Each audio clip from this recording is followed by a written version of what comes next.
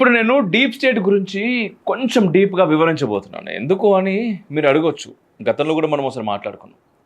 ఇప్పుడు మళ్ళీ ఈ డీప్కి మోడీ మరోసారి చాలా చాలా చాలా డీప్ టార్గెట్ అయ్యింది కాబట్టి ఈ మాటలు అనగానే మీరు కొంత షాక్ కూడా గురి కావచ్చు.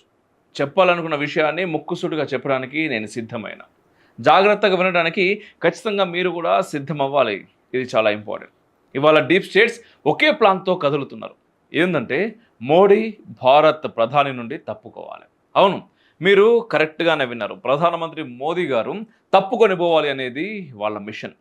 వెంటనే మీకు ఒక ఆలోచన వస్తుంది, ఎందుకు ఈ రకంగా, ఈ ఆలోచన ఏంటి, దీనివల్ల డీప్ స్టేట్స్కి వచ్చే లాభాలేంటి అని. అయితే మీరు మొదటి నుండి మరొక్కసారి వినాల్సిందే. డీప్ స్టేట్ అనేది ఒక కనబడని శక్తి వ్యవస్థ. ఇది ప్రభుత్వాలు మారినా, ఎన్నికలు జరిగినా తన నియంత్రణలోనే దేశం నడవాలి అనే ఉద్దేశంతో పనిచేస్తూ ఉంటుంది. ఇది ఒకే వ్యక్తి కాదు, కానీ ఈ గ్రూపులతో, సంస్థలతో నడుస్తుంది. దేశాల వెనుక పనిచేస్తూ ప్రభుత్వాలను నియంత్రించే పెద్ద కార్పొరేట్లు, ఇంటెలిజెన్స్ ఏజెన్సీలు, మీడియా నెట్వర్క్ల మిశ్రమం.